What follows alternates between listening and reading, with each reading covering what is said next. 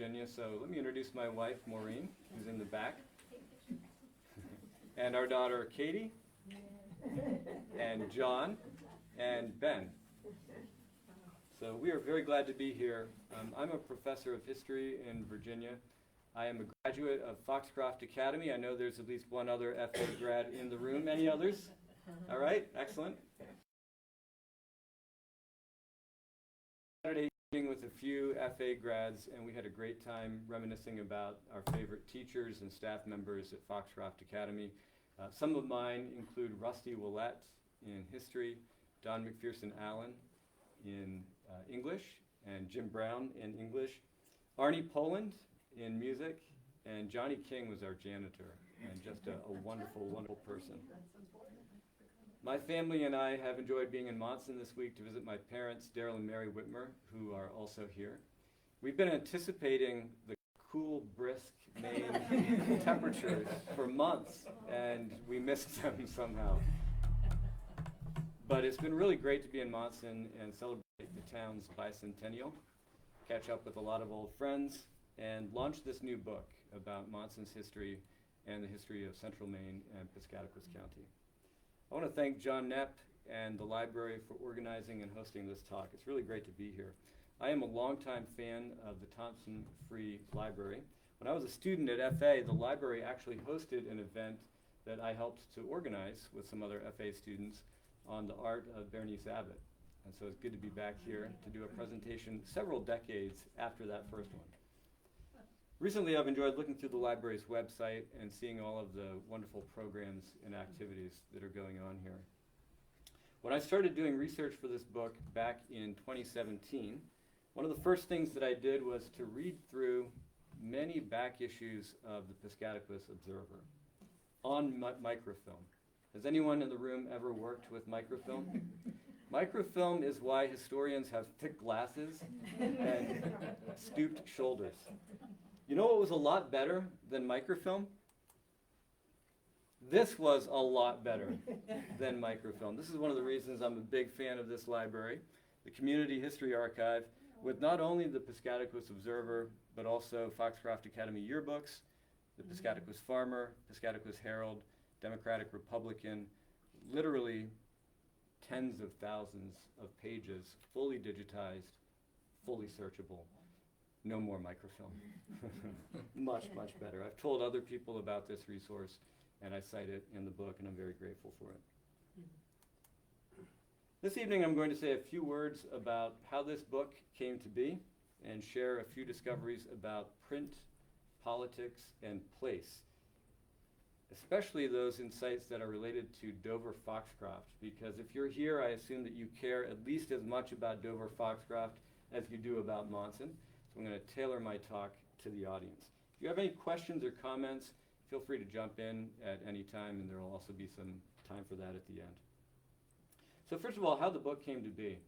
After graduating from Foxcroft Academy in 1994, I went off to college, majored in history. Then I worked in journalism for a bit, went to grad school in history, and wound up as a professor of history at James Madison University in the Shenandoah Valley of Virginia. For the last 3 decades, though, I've come back at least once every year to visit my parents in Monson. During one visit, I picked up a book about Mount Kineo House on Moosehead Lake. Learning about this grand hotel on Moosehead Lake that in the 1800s attracted thousands of vacationing urbanites raised all kinds of questions for me. How do people hear about this place? How did they get there, in 1880? What did they do when they were there? And how do you run a hotel, a resort of this size in rural central Maine in the 1800s? This history was clearly part of a much larger history. I learned later that it even involved Teddy Roosevelt, who as a 13-year-old came north to take the pure Maine air to help his asthmatic lungs, and very likely passed through Monson because the stagecoach route cut right through Monson on its way to Greenville. And by the way, In that stagecoach ride, on that route that cut through Monson, Roosevelt was bullied by two boys his age. He tried to fight back, but was humiliated. He was so unsuccessful. And it was after that that he decided to take up boxing. His first manly pursuit in a lifetime filled with manly pursuits. So Monson has to get some credit for that. Go Monson. Yesterday, my family actually took the ferry across from Rockwood and climbed Mount Kineo. And as we did that, I was thinking that we were following in the footsteps of Henry David Thoreau and all those big city vacationers, and before any of them, the Penobscots, who would paddle up the rivers and quarry felsite at Mount Kineo and then take it all over the state. In May 2017, my father sent me a Bangor Daily News article about what the Libra Foundation was up to in my hometown of Monson. The work that would soon include projects all over the county, including here in Dover-Foxcroft. This was an important article for me. This is what that article looks like if you're not a subscriber to the Bangor Daily News and have already read your allotted number of free articles. Sorry, I can't show it to you. I know. Almost immediately after reading this article, I started, this is within a day, thinking about using my training as an historian to write a history of my hometown. Libra's most obvious gifts to Monson have been the renovated buildings and all of the new jobs and all of the new visitors to town. How many people have taken the trip up to Monson or through Monson and seen what's happening because of the Libra Foundation's investments? I think everyone in the room. So we all know that it's been a dramatic change. I think another equally significant, maybe less obvious contribution from the Libra Foundation's work has been making many of us who thought we already knew Monson take another look at Monson. And I count myself as one of those people. Seeing their commitment to my hometown made me think a little differently about my hometown and really played a crucial role in sparking my imagination. What if I were to use my skills and training as an historian to tell the history of this place that I care a lot about? I'm also grateful that Libra generously supported research and publication of this book.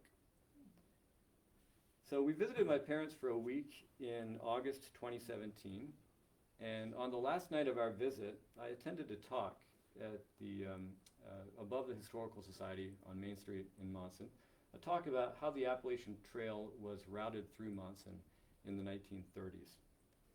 Growing up, I lived immediately next door to Shaw's boarding home.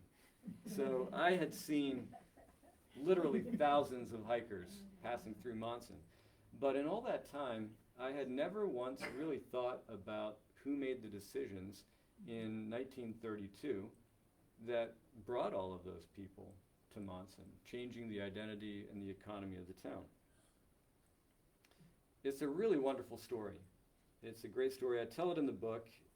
It's a story that involves a businessman who shipped spruce gum all over the country from his spruce gum factory on Pleasant Street.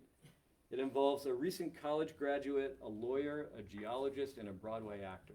I'm serious. It sounds like the setup to a joke.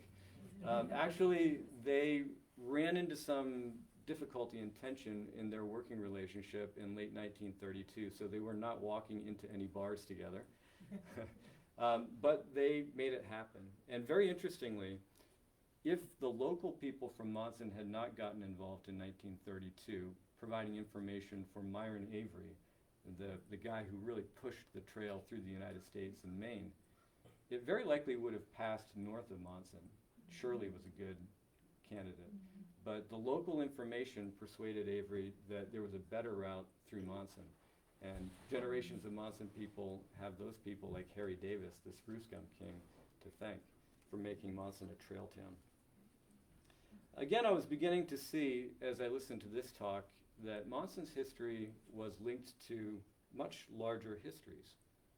And I was beginning to think that tracing the paths into and out of this little place could uncover not only new local stories, but also state, national, even global stories, and the connections between them.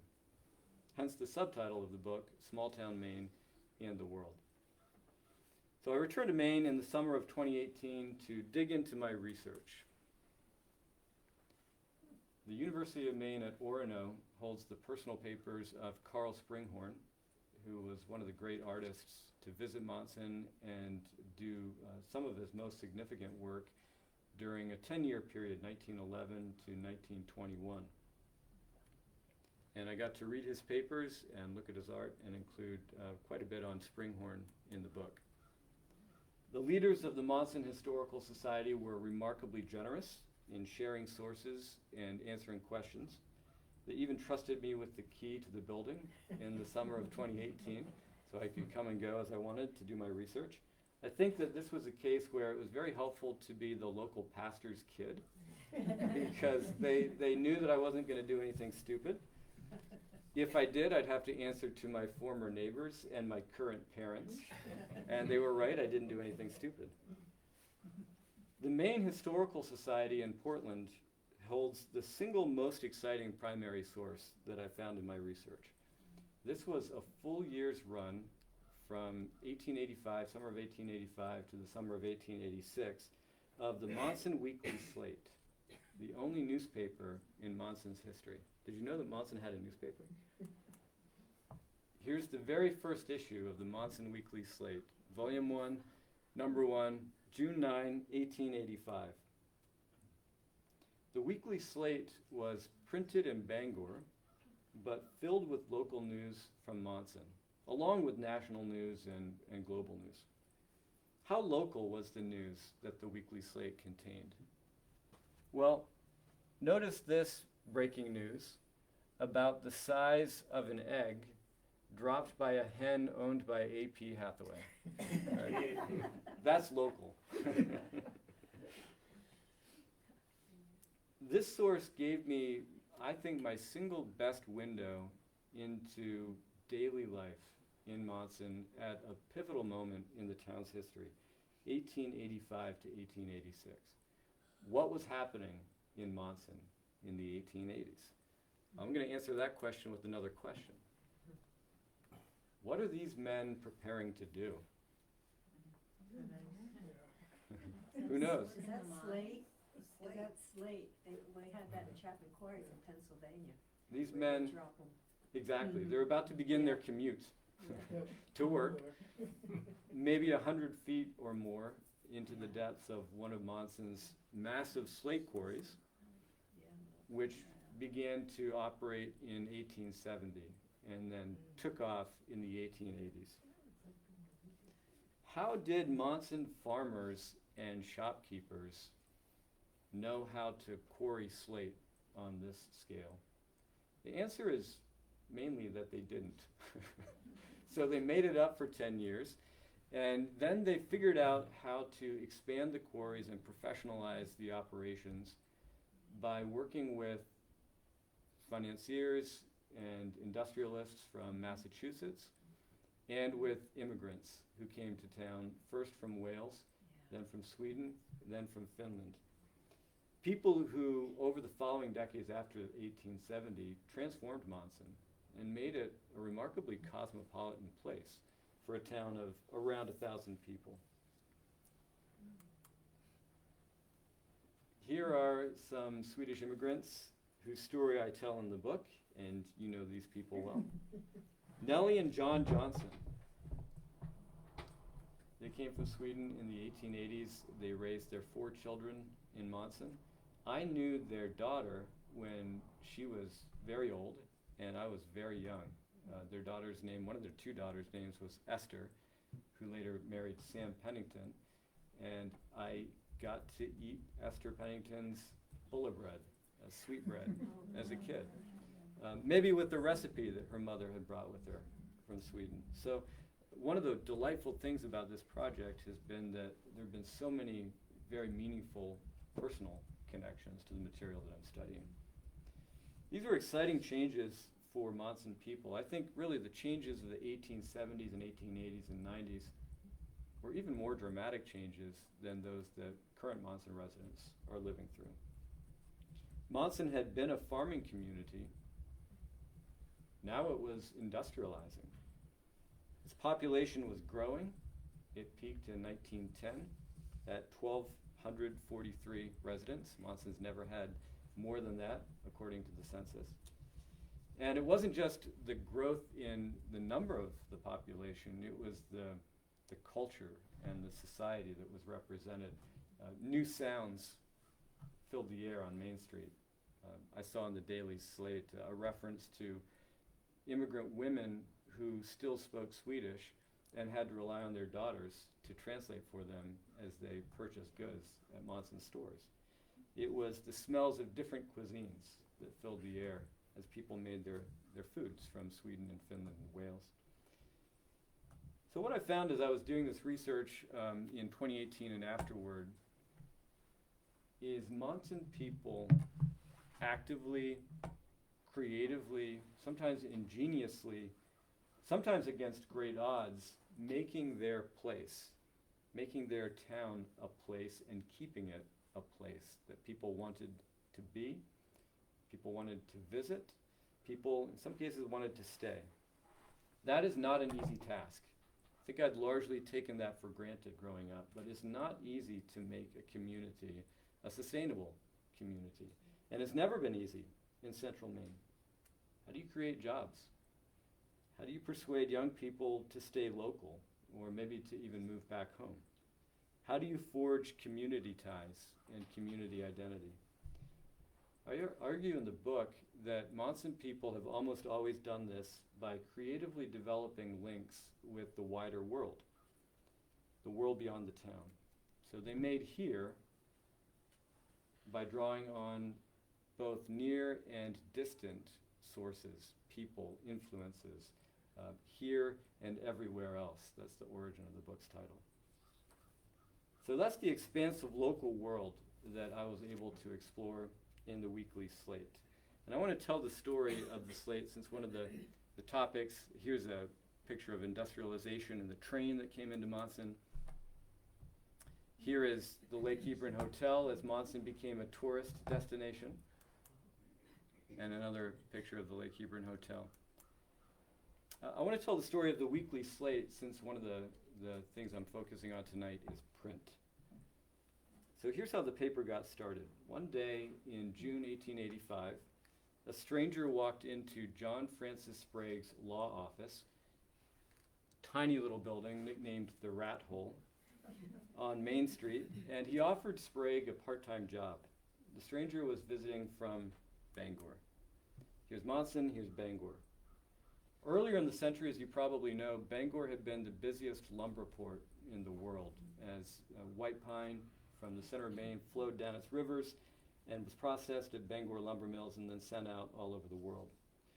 But as the lumber frontier in the United States shifted west, Bangor's professional class was looking for ways to expand and diversify Bangor's economy and to send its tendrils out into the surrounding countryside. And one of the ways that a Bangor printer, Samuel Smith, figured out how to do this was by starting a chain of Bangor published, locally edited, small town newspapers.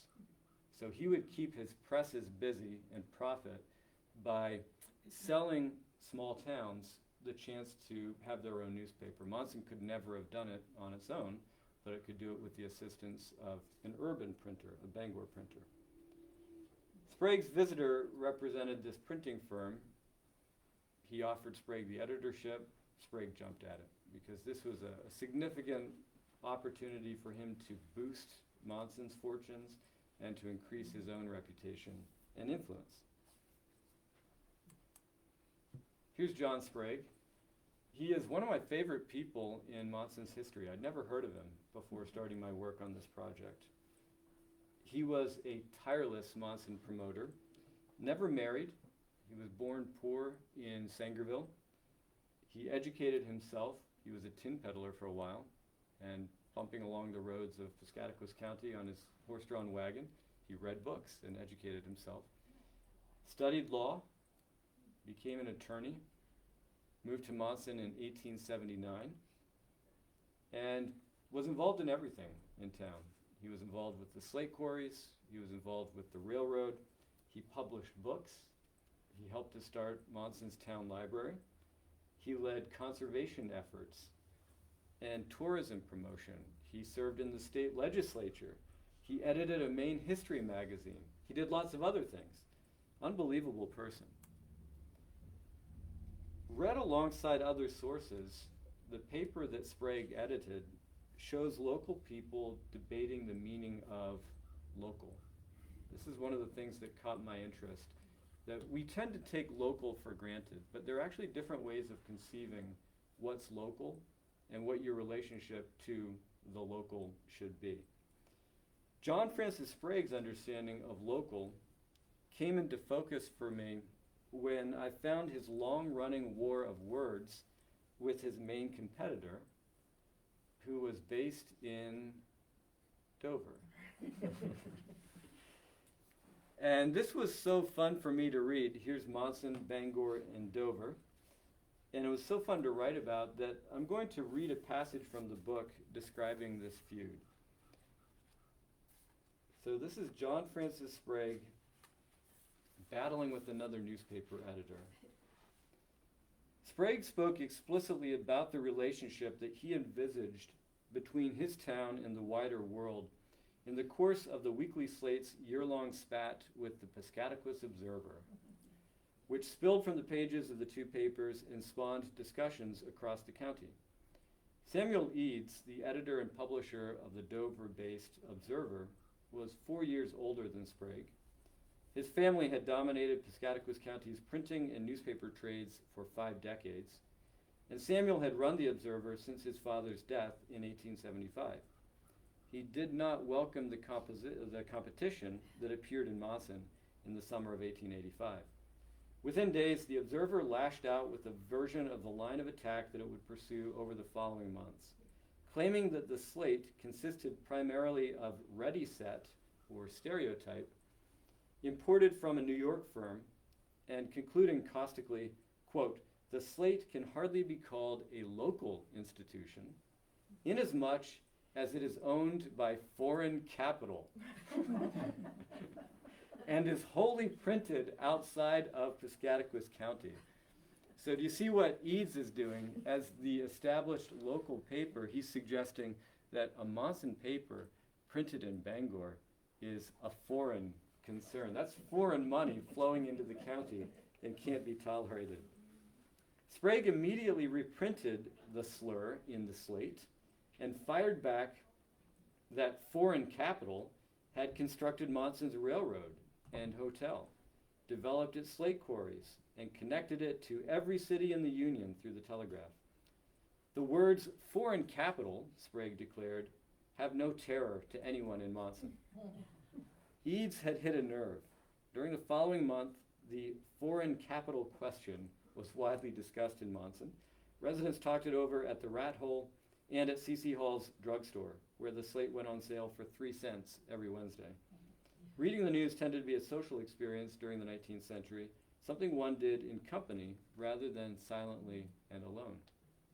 As the war of words continued, the Observer complained about how often Smith and Sons, that's the Bangor printer, traveling salesmen had been spotted in Dover, trying to drum up business for the Bangor printing firm. Thus far he had failed, the Observer noted smugly, for, quote, "businessmen and merchants are well aware that by patronizing a foreign concern, they only weaken a local enterprise and cripple the business of their own town and county." Eads insisted that he could print anything, including the slate, as cheaply and well as his Bangor competitors could. Sprague reveled in the running battle, needling his foe in every issue. He was gifted at the verbal sparring that was still common in this last generation of the partisan press, before American journalism embraced ideals of impartiality and objectivity during the early 20th century. And maybe reading that, it occurs to me that we've returned to an earlier period where the press is just as divided as it was before the Civil War. While the controversy between the Observer and Slate did not focus on politics because both were Republican newspapers, it echoed both the pugnacious tone of political journalism and its insight that a running feud was good for business. Responding to the Observer's insistence that it could do the work of printing for the whole county, Sprague suggested sarcastically that the Monson tailor Judd Cushman could cut clothes for the people of the whole county. Responding to Eads' carping about not being asked to print the Slate, Sprague quoted a Monson resident who had remarked during a visit to the rat hole, quote, "When Gabriel blows his final trump on the last great day of human review, someone from Dover will declare that he could have done a better job of blowing than Gabriel and ought to have had the job."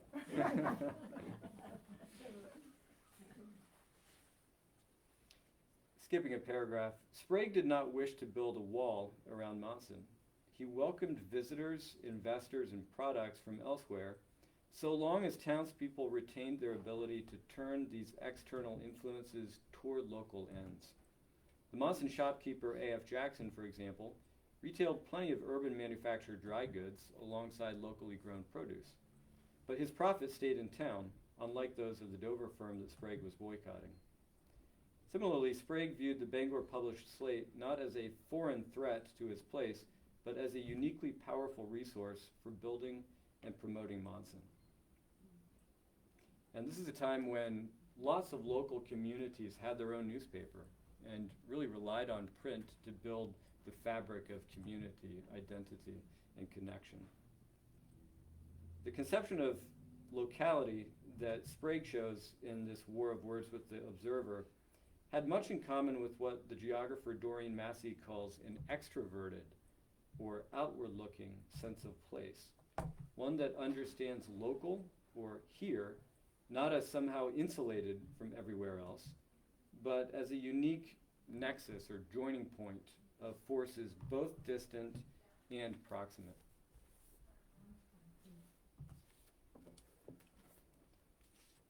This was fascinating to me.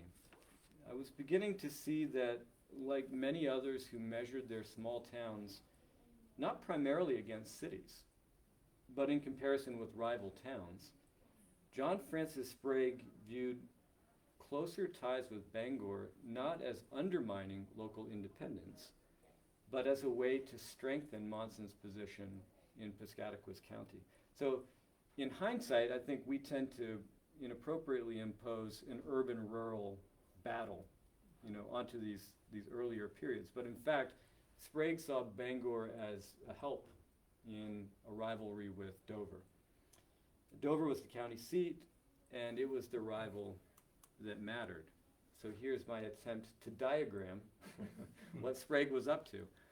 Sprague was trying to do an end run around Dover and use Bangor newsprint to build Monson's influence and to draw these other smaller towns where the Slate was distributed into Monson's orbit.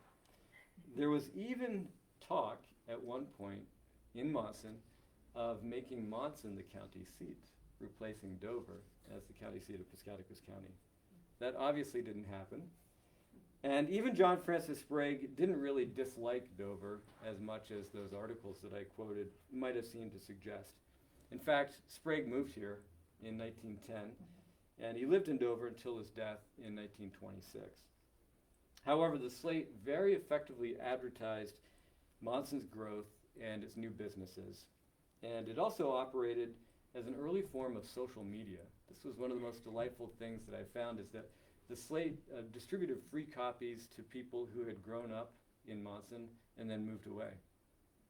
And those people wrote letters to the Slate, and I would read their letter with reminiscences, kind of like the ones I shared at the beginning, of favorite teachers and favorite spots around town and important events. And then 3 issues later, I'd read a letter from someone halfway across the country who had read the first letter and said, "I remember that person, we went to school together." And it made me so happy to read about their memories of Monson. I share those memories. I'll mention one more example of Monson people creatively using a distant urban printer to strengthen their small rural community's identity. In 1889, a group of townspeople collaborated with a Boston artist to produce this bird's eye view of Monson. I've shown several close-ups from this lithograph already this evening. It was significant because many others quite similar to it already existed. The nation was in the midst of a mania for panoramas and bird's eye images. Has anyone seen a bird's eye image of this community or other communities already? Their popularity faded in the early 20th century, but by the early 20th century, as many as 2,400 individual communities had distinguished themselves in Canada or the United States with this kind of image. Monson, in getting its own, was taking its place alongside Bangor and Dover and Foxcroft. Notably, there is no record of similar images from Sangerville, Guilford, Abbott, Greenville, or any of the other small communities of western Piscataquis County. So this lithograph distinguished Monson and set it apart. Again, rural people were using urban printers to strengthen locality. Now, I promised some discussion of politics in my title. I've talked about place and print, so let me finish up by talking quickly about politics as well. I'll start by reading a passage about the beneath the surface political claims of the most important early history of Piscataquis County. To set up this passage, I should explain that the settlement of Piscataquis County after 1799 was awful news for the Penobscot people who owned the land. Here's a remarkable 1828 map. So this is just a few decades after the beginning of Piscataquis County's settlement by Euro-Americans. And this map, sorry that it's hard to see from the audience, shows the northern edge of settlement in Maine. Again, this map was produced in 1828, and you can see it cuts right through Piscataquis County. This is Parkman, Abbott, Monson, Guilford, Foxcroft, Sebec, Brownville, the northern edge of Euro-American settlement in Maine.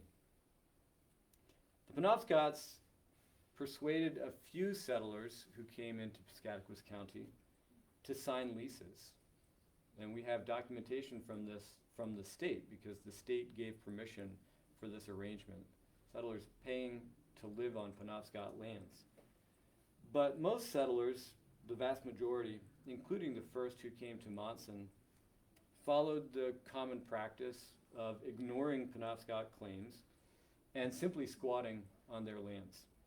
And as more and more came, it placed enormous pressure on the Penobscots, eventually leading them to sign away most of their lands in an 1818 treaty, just a few years after people began arriving in Monson.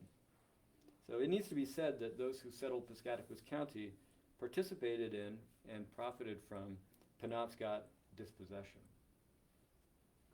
Similarly, Monson people didn't own slaves.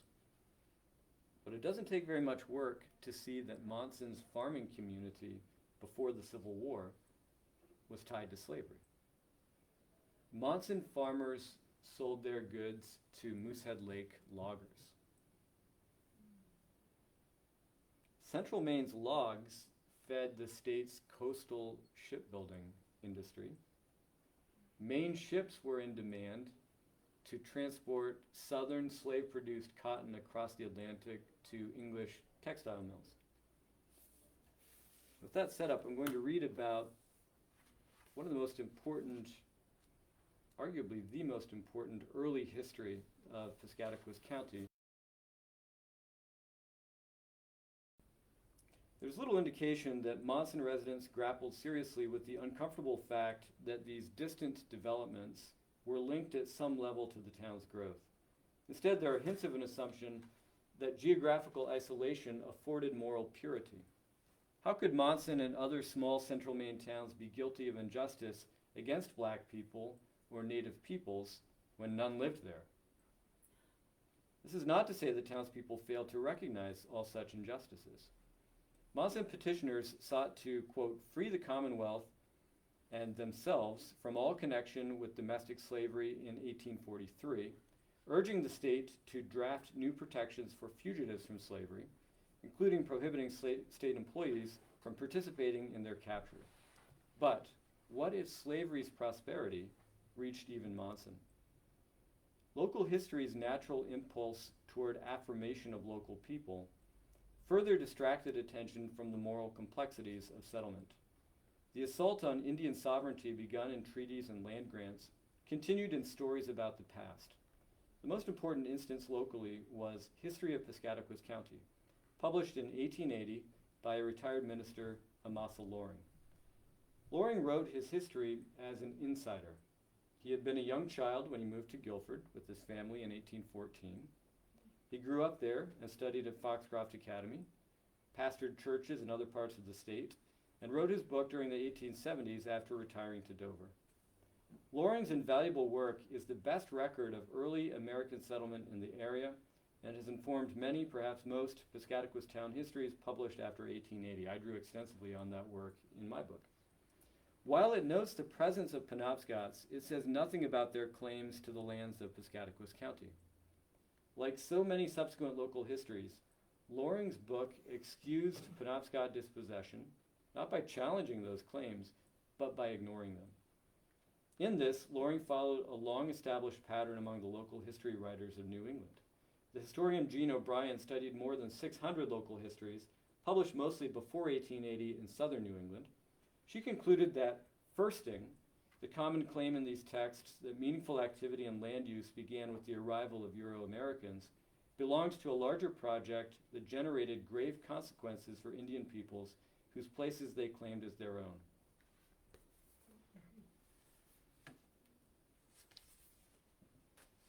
I'm going to finish with a puzzle about Piscataquis County politics before the Civil War. Who knows what the two big political parties were before the Civil War, 1830s to 1850s? Think back to AP US history. The Whigs and the Democrats. The Whigs and the Democrats. Democrats presented themselves as the party of the common man, or the working class. Immigrants were often members of the Democratic Party. Whigs were more committed to formal schooling. They emphasized self-control. They were very interested in planning, in a strong governmental influence in directing the economy, in improving roads and infrastructure, for example. So these two parties presented competing worldviews and competing political cultures. During this time, many Americans went all in on their party identity. Families and individuals would choose a political party and they would stick with it. And your political identity shaped things like the newspaper that you read. Piscataquis County had a Whig newspaper and it had a Democratic newspaper. And if you were a Democrat, you read the Democratic paper, and same with Whigs. When I studied how people in Piscataquis County towns voted in gubernatorial elections in the 1830s, I found something really interesting. It seems that towns were doing the same thing that individuals and families were doing. Towns were defining their own identity in part through the political party that they supported. Here's a table from the book. And you can see that, I hope you can see from your seat, that some towns were decisively in favor of either the Whigs or the Democrats. Others were more divided. But there's, in totaling the number of victories voting for the party's gubernatorial candidates in the 1830s, quite a strong consistency in some of these towns. So Abbott votes for Democrats all 7 times, and not one single Whig. Blanchard, all Democrats, no Whigs. Brownville, a little bit more mixed, but strongly Whig. Dover, 6 victories for Democrats, 1 for Whigs. Foxcroft, 7 for Whigs, none for Democrats. Monson, strongly for Whigs, 7 victories for Whigs and none for Democrats. And I have some theories about this. I'm curious if any of you have theories about it. These two towns, Dover and Foxcroft, are right across the river from each other. They joined in 1922 and became one town. Why would Democrats prevail in one town and Whigs in the other? Well, one thing that was happening was the railroad was coming in, and Foxcroft cut the railroad. And the Dover paper called them pretty sharp people. What does that mean, pretty sharp people? I think under the table, you know, that the celebration was to take place in Dover, and it didn't. Huh. And the stations were all in Foxcroft. Yeah, that's So very it was- interesting. yeah. Could be part of it. One thing that struck me is that both Monson and Foxcroft were academy towns. So Foxcroft Academy, founded in 1823, so the bicentennial is next year. And Monson Academy, founded in the 1840s. And remember, Whigs were the party that were associated with common school education and educational reform. That might have had something to do with it. It's also interesting to think about possible demographic differences between those communities. But that's a book that someone else is going to have to write on Dover and Foxcroft. I leave you with that interesting question. In summary, my book discusses all 200 years of Monson's history, examines many developments that involve Dover Foxcroft, such as the rise and fall of Moosehead Manufacturing, the Monson-based furniture company. Toby was telling me earlier that he lives in the mill, which is the former site of Moosehead's manufacturing in Dover Foxcroft. Here's one of my favorite photographs from the book. This is a kick sledder gliding suavely across Lake Hebron. This is the home of Seth Stewart, who was an important Monson artist, a Civil War veteran who came back and produced some wonderful work of local scenery, mainly for the local tourist trade. Sometimes he painted on canvas, sometimes he painted on canoe paddles and sold them to visiting tourists. Just over here, out of the frame, is the Swedish Lutheran Church. Another wonderful testament to Monson's changing population. You know what the building is on the upper left corner? I don't. Do you? No, if the church is here, it seems like Lake Hebron would be to the left. So, I don't know, I thought the Stewart house was right on the lake. Maybe I'm turned around. My father Oh, I works. see the- My father works very, very close to this image, so he cares about this. This is an important matter. Difference of feet. So the book's filled with stories of people like this, immigrants who changed the town, business people, artists, writers, others who gave Monson its character by connecting it with the outside world. And it ends with a twist that also involves Dover Foxcroft. I've talked about this already. I explain how the divorce of Robert Noyce, the co-inventor of the microchip and the co-founder of Intel Corporation, led to the effort begun in 2016 by the Libra Foundation to revitalize Monson and Piscataquis County. This experiment in creative placemaking has drawn attention from the Boston Globe and the New York Times, who are not normally interested in Monson. As Monson marks its bicentennial, townspeople find themselves deciding yet again how to weave the outside world into their place. So those are all of my prepared remarks. As John said at the beginning, I do have some books for sale if anyone is interested for $25, including tax.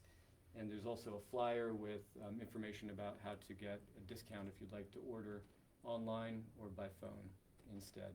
I think we have a few minutes, and I'd be happy to take any questions or hear comments. Yes? I was struck by the price of the Bangor Daily News. For several years, I delivered it for 36 cents a week. It's gone up a little bit since then. I know it's one of our biggest expenses at the library for one singular item, because I think it is like $500 and something a year for the BDN now. And that's not even, we don't even have online access to their archives or anything like that. Andrew was talking about all the research he's done on our archives. The BDN is pretty closed down. You can get a Bangor Public Library librarian to help you with it, or you can go in person, but the BDN doesn't allow any outside access really without paying to get behind the paywall. And then it's an additional paywall to get past, I think it's 1974. So it's even harder for research to be done with the BDN. It makes 3 cents for the Monson Weekly Slate look like a pretty good deal, doesn't it?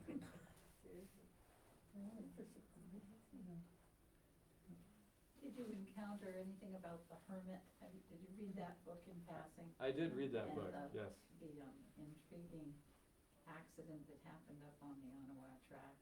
Yeah, it's been a while since I've read that book. I came across him only in that book. He lived out near Elliottsville, if I remember correctly. So he does not make an appearance in my book.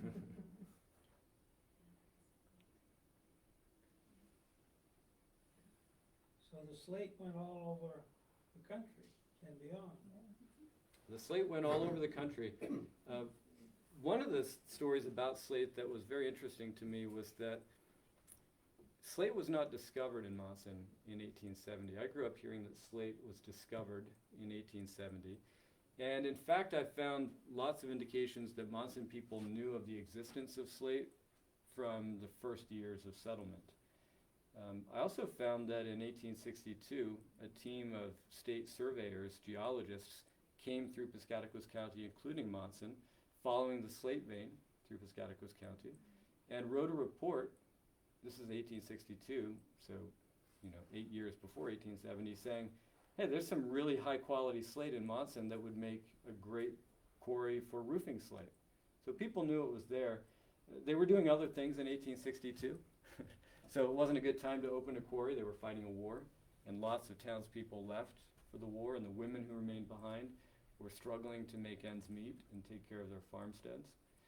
What changed in 1870 was that Monson people figured out how to profitably quarry slate commercially. And those changes were linked to much broader changes, including the expansion of the railroad network. I mean, slate's very heavy, so to quarry it profitably and send it to Boston and New York and Chicago and all over the country, you really need the railroad. You're not going to haul it to those places in a wagon. Architectural changes. This was an interesting one for me. The Greek Revival style that was popular earlier in the 1800s had shallow pitched roof. The Gothic Revival style that became more popular in the 1840s and afterward had a much sharper pitch. And this meant that there was less opportunity for roof damage from capillary seepage under a slate shingle. It also meant that people on the street saw your roof. So, you could show off by having a nice slate roof.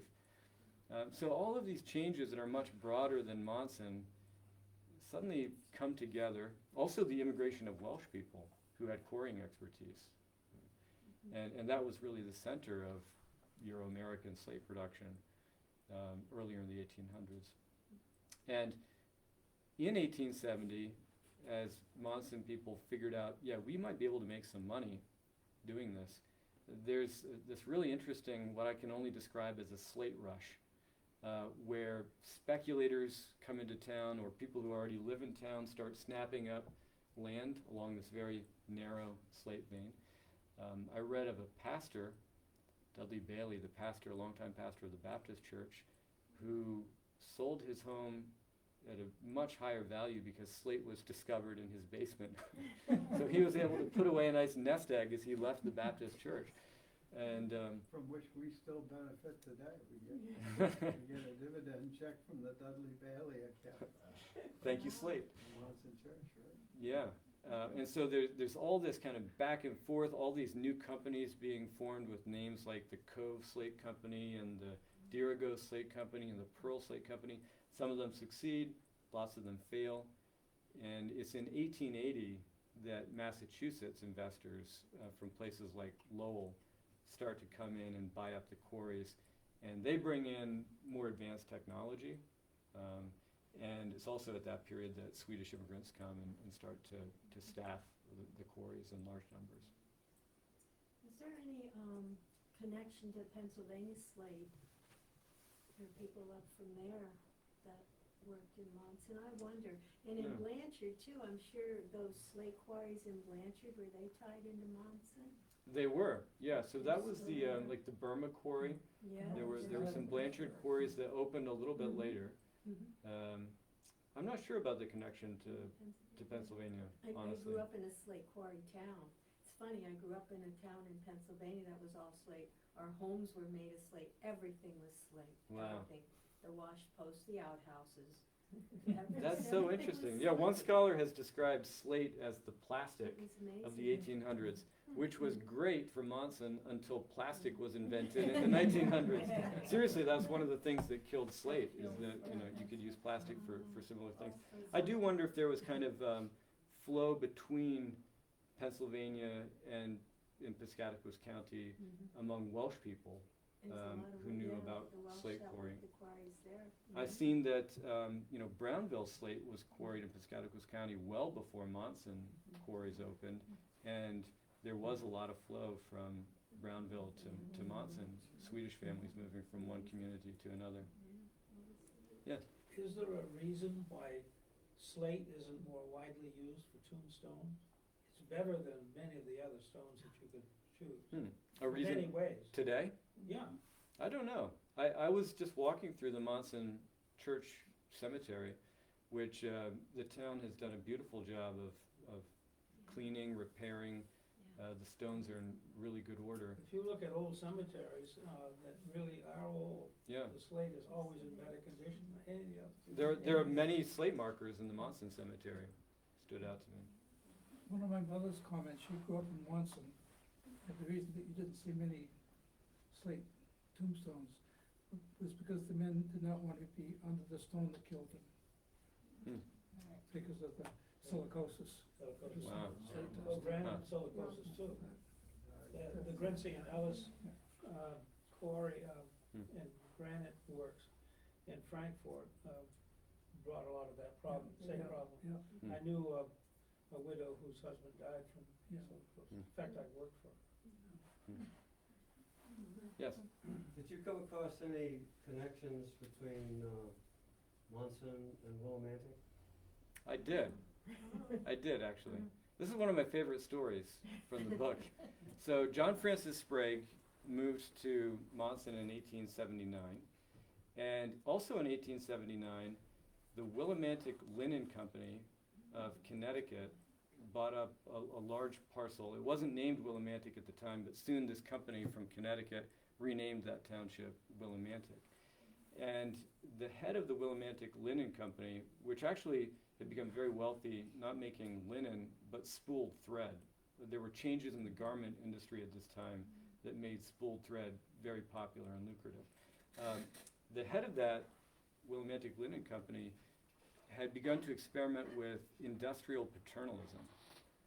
So this is kind of a Gilded Age phenomenon where industrialists build company towns for their employees and kind of act like benevolent fathers to their employees. Soon, actually, the head of this company would be hired by Pullman to build his company town out in Chicago. Anyway, the Willimantic Linen Company comes to the area, buys up a large tract for birch trees to make spools for its thread. And the head of the company buys up all of the land around Grindstone Pond. Do you know Grindstone Pond? And he declares it his own private pond, in effect. You can't fish in this pond because to get to it, you have to cross across, my territory, and you're not allowed to do that. Well, a 30-year-old Monson farmhand wasn't very impressed by this claim, and he decided, we've been fishing this pond for decades, I'm going to go fish. So he went fishing, he caught some fish, and he left with the fish. And the industrialist wasn't happy about it. He there wound up being a lawsuit about this, and John Francis Sprague was the lead attorney for the Monson farmhand, John McDermott. And it turned out to be a crucial case in Maine history, because the court found that the only infraction was crossing over cleared land. They fined the Monson farmhand $1 for crossing over land that the industrialist had cleared. But they also said that in ponds or lakes of a certain size, and Grindstone Pond was large enough to qualify, anyone had access to it. So you could, even if it meant crossing over private property, you could access that pond or lake to go fishing. And this is at a time in Maine's history where there's a lot more interest in places like Kineo and even Lake Hebron, with the Lake Hebron Hotel. So basically, this was the Maine Supreme Court saying Maine's lakes and ponds and rivers are open for business. Come from New York and Chicago and Boston and wherever else and spend your summer here. And I loved that argument that led to that crucial case was framed by a Monson attorney. It's a great example of something very small happening in Willimantic reshaping Maine's history. Yes? I wonder if that case also relates to the idea of the public resource, and on the coast, the right to get to the beach.